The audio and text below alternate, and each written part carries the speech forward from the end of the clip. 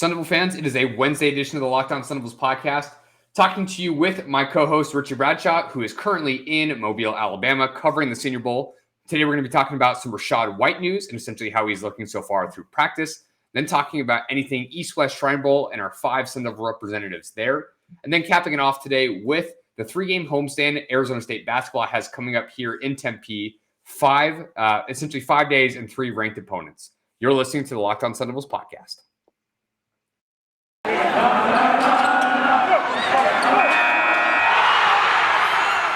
are Locked On Sun Devils, your daily podcast on the Arizona State Sun Devils, part of the Locked On Podcast Network, your team every day.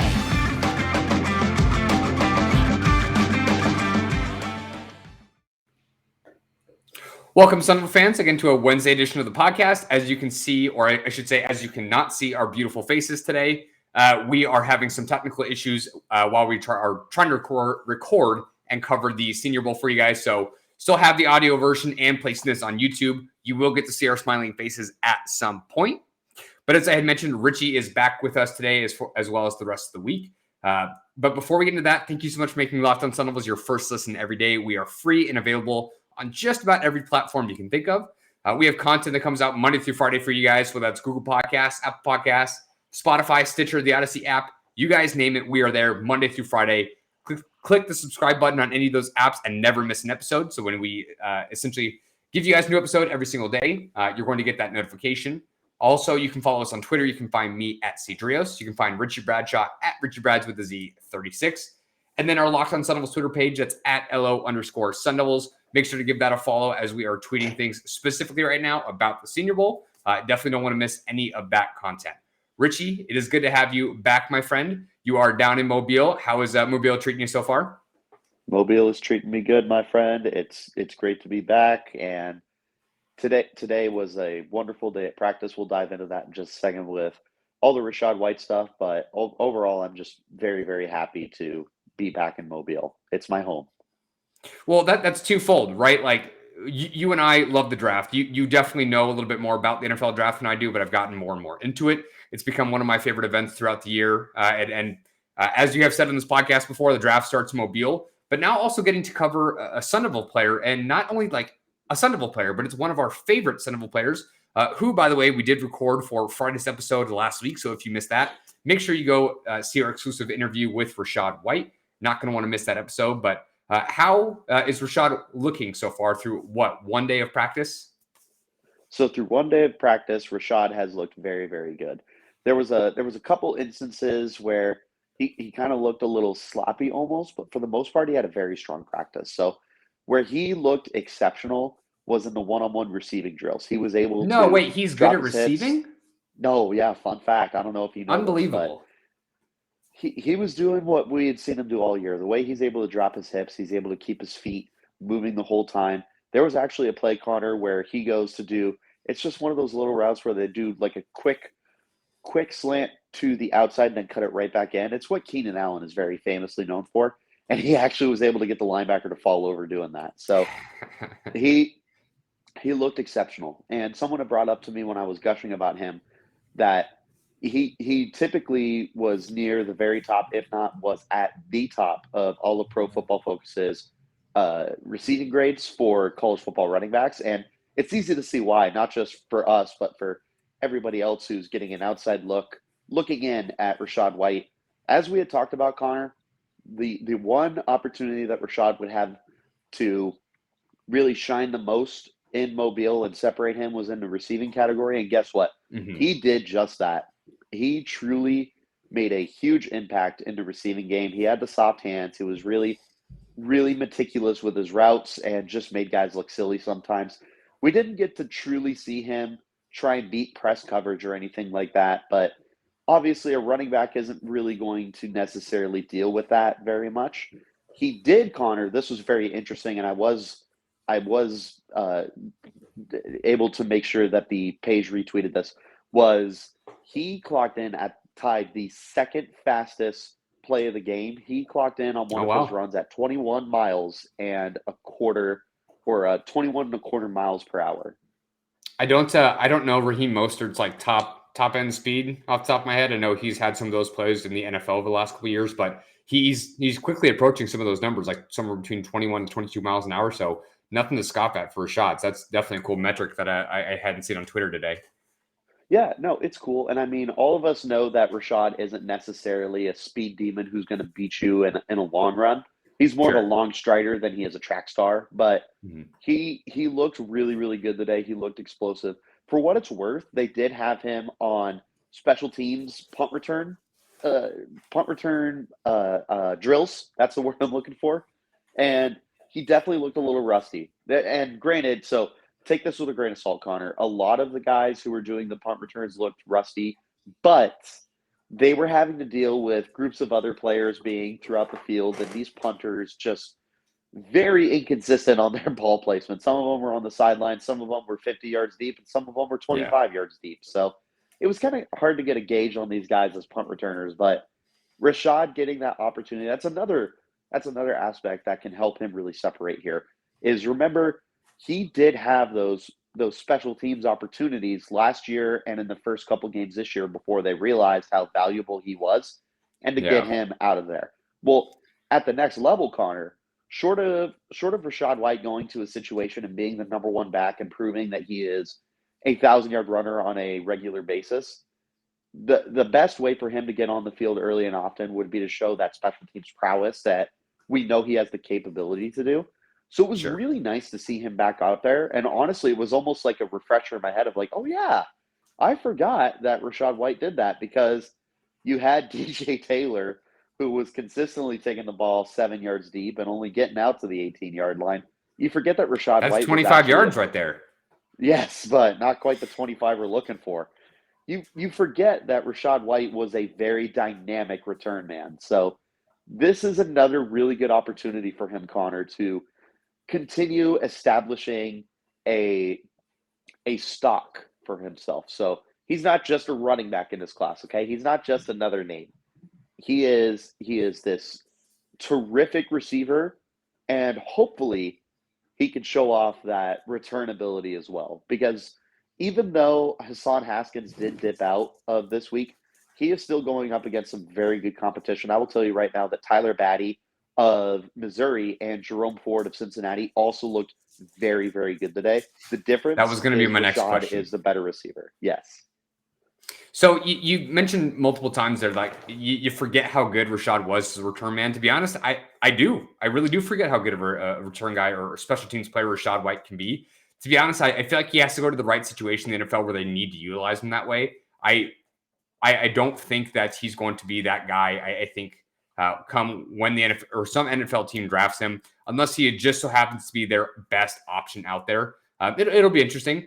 But you and I both know he's got special talent, right? He may not have the blazing speed, but a little bit more of like a long strider, like you had said, but the dude just has a knack for being able to make plays. And I don't think that's just exclusive to when he's in the backfield. I think he can be that guy on special teams, maybe a little bit early in his career, but Rachaad White is definitely a special kind of talent. What he does with that talent, yet to be seen, but we'll see if he continues to have some great days out there. I mean, overall, he's trying to pick up bits and pieces of a playbook, right, that he may not be very familiar with.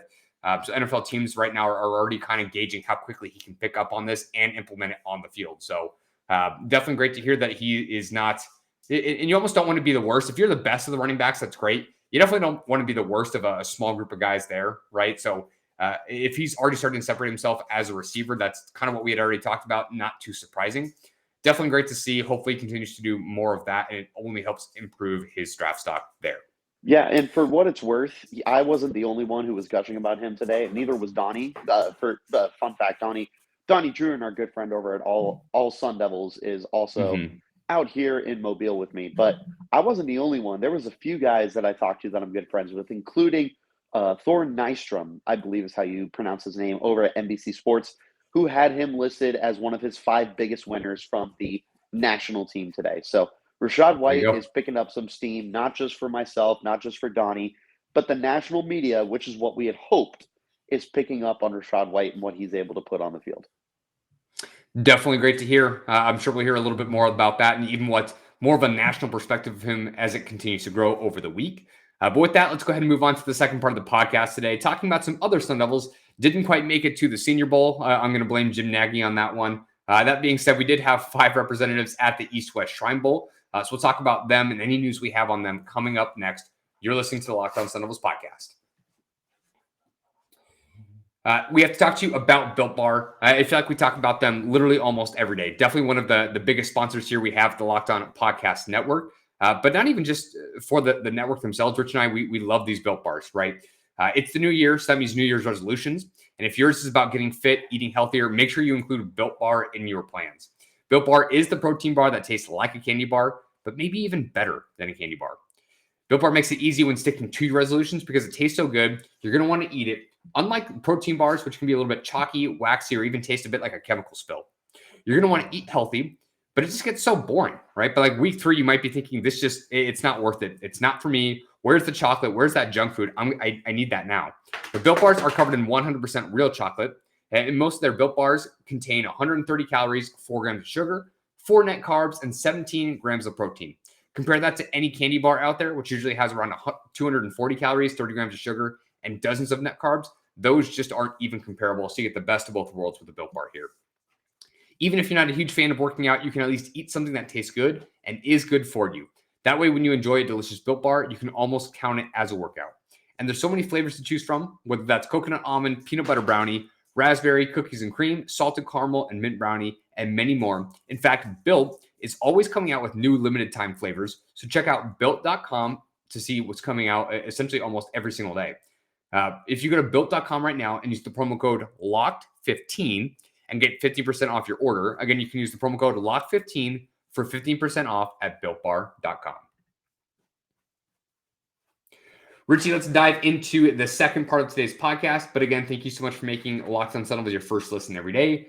Connor Drios and Richie Bradshaw talking now about the East-West Shrine Bowl. While we are not there in attendance, we do have essentially some contacts there, giving us a little bit of information on how the Sun Devils are performing so far. It may not get the national perspective that the Senior Bowl gets, but it's still a week of practice, right? It's still something that NFL teams are going to look at. There are NFL players here, right? Now it's just finding out who can play and who can't. Hey, and Richie, maybe let's start off with some of our favorites here, and we'll kind of work through the 5 that we have. Let's start off with one of the mascots here, Darian Butler. Is there anything that we have on him so far? Yes. So let me preface this real quick. For all the information we're getting, my very good friend Tyler Browning at Diabetic Tyler on Twitter was kind enough to give me all the information for the Sun Devils that they're doing this week. So for what it's worth, please go and follow my friend Tyler. Again, on Twitter, he's Diabetic Tyler. He's a great draft mind. He was able to get the virtual media credentials this week in order to watch all of the Shrine Bowl game practices this week. I think it's Bull Shrine Game. I think Bull Shrine Game. For. Correct. Bull Shrine Game. Okay, perfect. Game Shrine Bowl, something like that. So yes, correct. Yeah. So again, shout out to Tyler for being my insider source on this. But unfortunately, Connor, it does not sound like Darian Butler has had a very good week out in Vegas. So it sounds like he's been kind of worked in coverage a little bit. The running backs were able to kind of put some moves and some stunts on him. He wasn't able to be very sticky in coverage. And unfortunately, there's not a ton of pass rushing drills for Butler to really shine and show up that ability for himself. So from what I have heard, and obviously I'll have to confirm with some other sources, although I do trust Tyler very, very much, unfortunately, Darian has had kind of a weak week. When you told me Darian Butler was having a bad week in Vegas, I thought you meant he was down at the craps table or something like that. Like just he was out of his money or something. But I think we'd prefer that. He's down bad. I think we'd prefer that than hearing he's doing bad on the football field. But hey, as you had mentioned, this is one opinion, even though we do trust this source. In the same way that one good day for Rachaad White at the Senior Bowl does not launch him into the first round, one bad day for Darian Butler doesn't necessarily hurt him so much either, right? Even if you're making some bad plays, what can you do? Can you make adjustments from there, right? Because even NFL players have bad games, but can you rebound from there? So Darian Butler was a little bit of that tweener linebacker, kind of maybe questioning, could he play at the next level? Loved him in the Sun Devil uniform, but definitely hope he gets drafted by an NFL team that can put him to proper use. But hopefully we hear a little bit better news on him there. Let's stay on the defensive side of the ball. Let's go with DJ Davidson, defensive tackle for the Sun Devils. So Davidson, from my understanding, has been one of the best Sun Devils on the field. He's been absolutely explosive, violent with his hands, and consistently penetrating the backfield and making offensive linemen just look absolutely silly, putting dudes on skates, out-muscling them, outsmarting them. Clearly, Davidson has a plan when he goes to get ready for the snap, and he's executing it very, very well. And I think that's something we saw especially down the stretch for DJ Davidson, was he just seemingly got better and better to the point where we had to start talking about him as the best defensive lineman for Arizona State. So Davidson has been one of the strongest players, literally and figuratively. So Davidson, one of the big winners this week. I think he might have been able to put himself on NFL radars to the point where we're talking about him as a draftable player now. Yeah, so I like that you say draftable player. So it's not like we're talking about all 5 of these guys and Rachaad White of can they all get themselves like in the first 3 rounds? That's not realistic. There's a strong chance we don't see any of them go in the first 3 rounds, right? Maybe a Donovan West, maybe a Rachaad White, but that's yet to be seen. DJ Davidson strikes me as just a very quality player, and maybe that goes into his prep. Like you had mentioned, before the snap, he really seems to be knowing what he's doing. So it doesn't surprise me to hear that he's doing well out there in Vegas so far. If he is on NFL radars now, he could be a bit of a value. Maybe a guy that plays a little bit on some special teams early on and just finds a way to make an NFL roster and proves that he can be essentially a very capable player in the trenches. Defensive tackle is not exactly the sexiest position, right? As far as the defense goes, we gave a lot of love to the corners, which we'll talk about in just a second. But regardless, being able to play the run, right? Being able to get after the quarterback, a very viable skill needed in the NFL. So very good for Davidson. Richie, I'll let you pick your poison here. Let's move to the defensive backs before we move to our lone offensive player at the East-West Shrine Bowl. Pick either corner and let's talk about them. Tell you what, I'll just go with both of them real quick, because when it comes to Jack Jones, there's no news.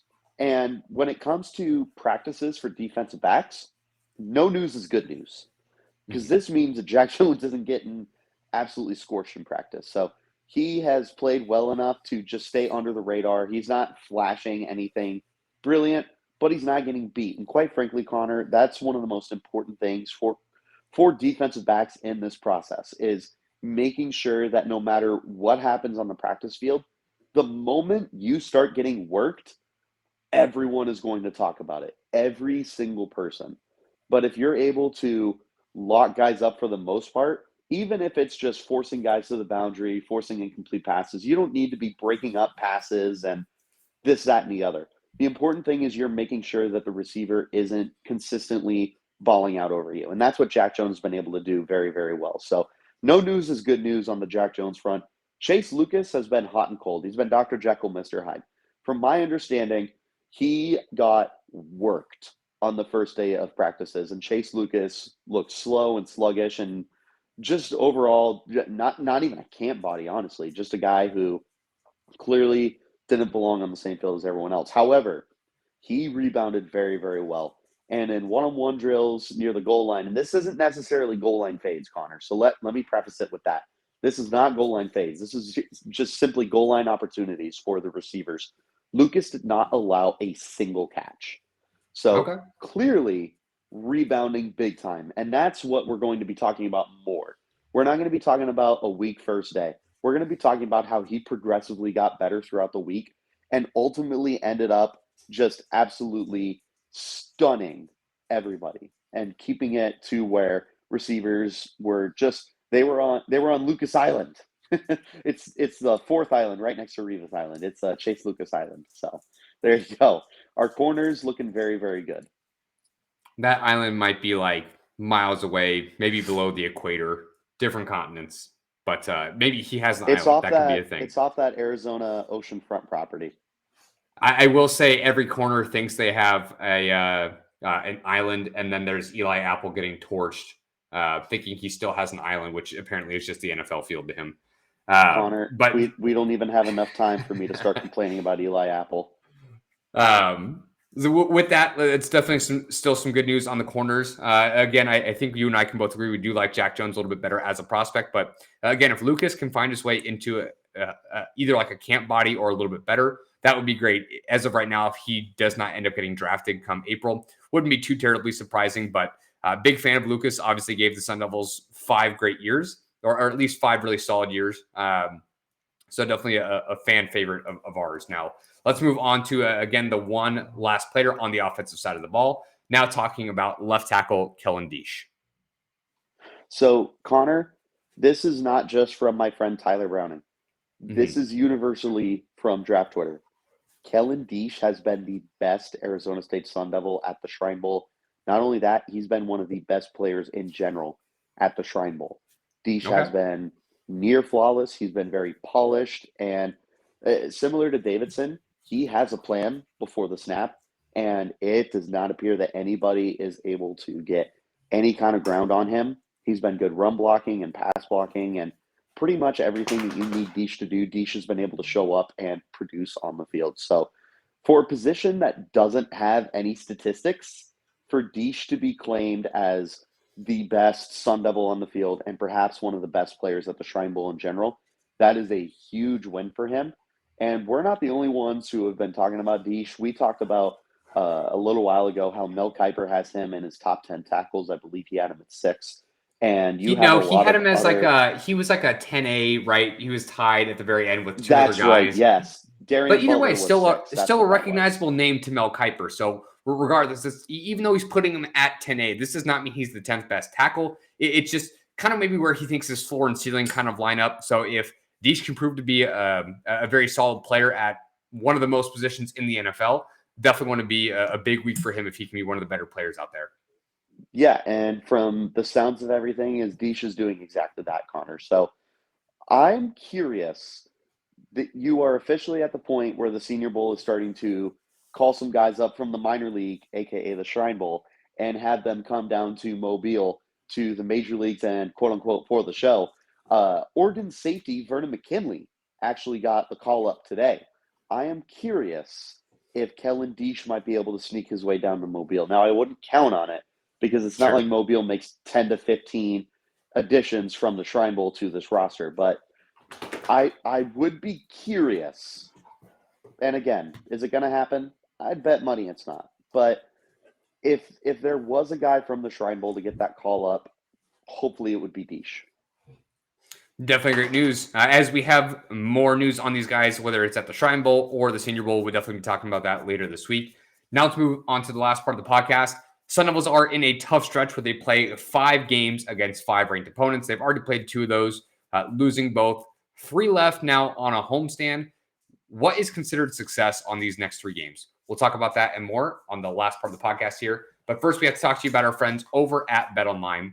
BetOnline has you covered this season with more props, odds, and lines than ever before as football continues its march through the playoffs, right to the big game, and now just, under 2 weeks away till we have that Super Bowl, Bengals and Rams.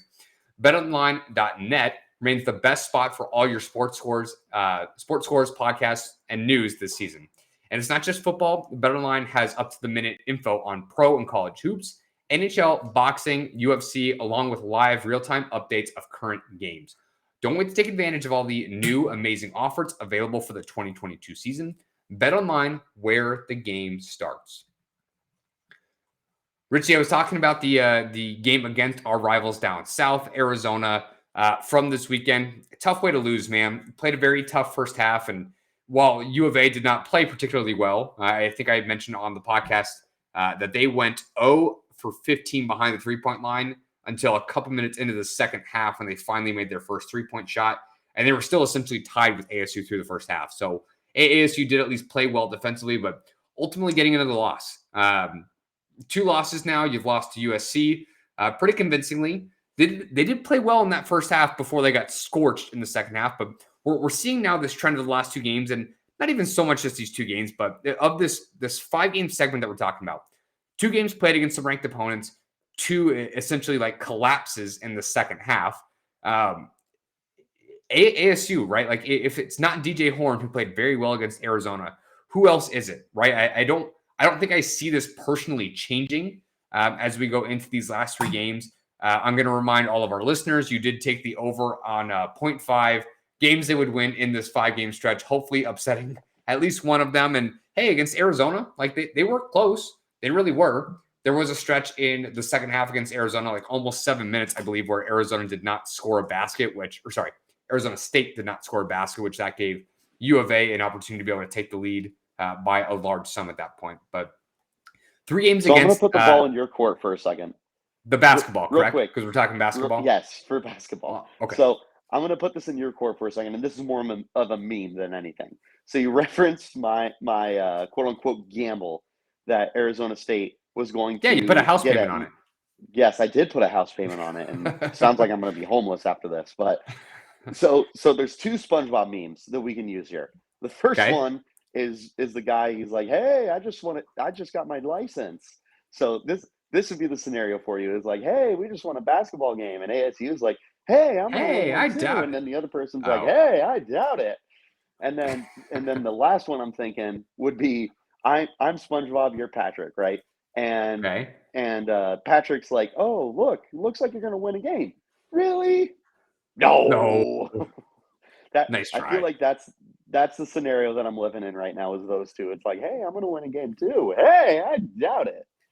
So, Richie, I will say, which one is more realistic right now? Which one fits better? Probably the second one. I would say the second one. But through these first 2 games, Richie, like looking at Arizona State's roster and comparing them who they're playing against, are they meeting expectations? No. Seriously. Okay, so not. It's okay to say no. Like, again, we've said on this podcast several times, specifically about the basketball team. If we have that mentality for, hey, they only lost by X amount, that is loser basketball. Not what Bobby Hurley's here for. Not what we have a guy like Marcus Bagley who came here for. It's just we're at this point in the season where the expectation is to win every game, right? Game by game, they take it one at a time. It's not realistic. That just doesn't happen. But that being said, they're not getting in the win column, right? So the expectation should be to win at least one of these games against a ranked opponent. Not easy to do for these Sun Devils, but played 2 games so far very well through the first half. I don't think it's unrealistic to say they're going to play that well through probably maybe another game or 2 well in the first half, and then they just seem to collapse in the second half. What's it going to take for them to finally push this over the edge and get a win against one of these 3 teams? Connor, at this point, I don't know what it's going to take, because you find a way to be competitive and you make these games so interesting in the first half, and you completely fall on your face in the second half. Your pants are around your ankles, and we're all making fun of you because what the heck are we supposed to do right now with the way that you're not able to consistently play 2 full halves of basketball? So I don't know what's going on with the Sun Devils right now, but I signed up for a competitive basketball team. This is not a competitive basketball team, at least not for a full game. Like, it's not enough to play strong for 20 minutes if you're not going to be able to play strong for 40 minutes. You know what? At that point, I'd rather you play mediocre for all 40 minutes instead of great and then terrible. Like, I don't want your alter egos coming out to play this game.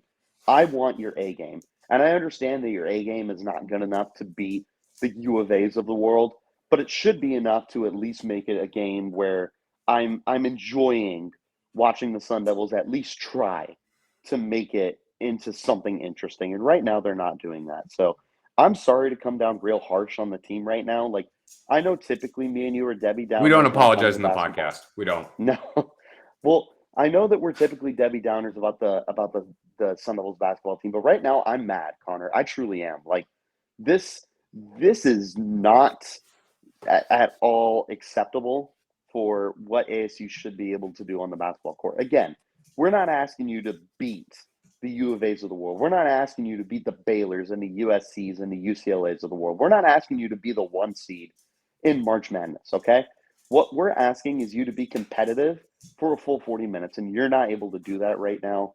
And I'm not going to say it's embarrassing, because I believe that saying you're embarrassed of your sports team isn't a very good representation of yourself or the fan base, especially when you're not the one putting out the effort on the field. But that's neither here nor there. What I will tell you is I'm frustrated, and I feel like that's more than fair. As a fan and as an alumnus of my university, that it's just very, very frustrating, Connor, and I don't know what to do about it at this point.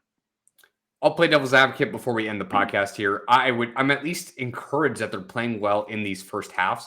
I understand that they maybe can't hang with the team for a full 40 minutes. I really do. Captain moral victory over here. but you're giving me hope as a fan, saying hopefully we can pull this one out. But in my opinion, it's falling so much on DJ Horn. I think I might have talked about this in yesterday's podcast. They're putting so much weight on him essentially to be the guy, which it's not that he can't be the guy, but there's nobody else after him. If DJ Horn does not play well, this team does not play well. Yesterday, we only had 2 players, or I shouldn't say yesterday, the game against Arizona, they only had 2 players score double digits or more. And that one player, I think, was Marion Jackson with like 10 points or something off the bench. So if it's not Horn, it has to be other people. This is something we had talked about. Like, they have to find consistent depth. This team does not have a superstar. That's fine. They're not going to go very far this season if for some reason there's a miracle that happens that they make the NCAA tournament. They're not going very far. But they need to find a group of players, even if it's not all 5 of their starting 5, at least 3 guys that can score on a pretty consistent basis. So you would think it's Horn, Kamani Lawrence, and maybe Marcus Bagley if he's ever to come back. But you're asking for consistency at that point as well. Kamani Lawrence has been very solid this year, not always consistent. So that's on nights like that where it's just on DJ Horn and everybody else. You were very lucky U of A was scoring so poorly in the first half. And they tied you guys. They were doing so bad in the first half and they tied you. Credit the defense for how well they did in that first half, but I'm at least a little bit filled with hope for how well they are playing. I just don't think they have enough gas to hang with some of these teams for 40 minutes. So ideally, if they can win one of these next 3 games, that would be great, but it has to come from other people other than Horn. It just has to. You got to find at least 2 other guys who are going to be able to put up some points, play defense, and just rally this team. So with that, that'll go ahead and end the podcast for us today. Make sure to follow us on Twitter. You can find me at Cedrios. You can find Richie at Richie Brads with a Z36. You can also follow the Locked On Sun Devils Twitter page. It's at LO_Sun Devils. We also have content that comes out Monday through Friday, whether that's Google Podcasts, Apple Podcasts, Spotify, the Odyssey app, Stitcher, or even now YouTube. Even though you can't see our face today, we will get that up and running later this week for you guys. Stick with us for the rest of the week. We're going to be talking more and more about Rachaad White at the Senior Bowl, as well as the East West Shrine Bowl. It is getting closer and closer to draft season for these guys, and we're very excited for them to be moving on from this program and what they can do to represent the school essentially in the NFL. Thank you so much for making Locked On Sun Devils your first listen every day. Again, we are free and available on all platforms. Now make your second listen Locked On Bets. They're going to be your daily one-stop shop for all your gambling needs. Locked On Bets, hosted by your boy Q, with expert analysis and insight from Lee Sterling. It is free and available on all platforms. You keep it locked on right here with the Locked On Sun Devils podcast, part of the Locked On Network.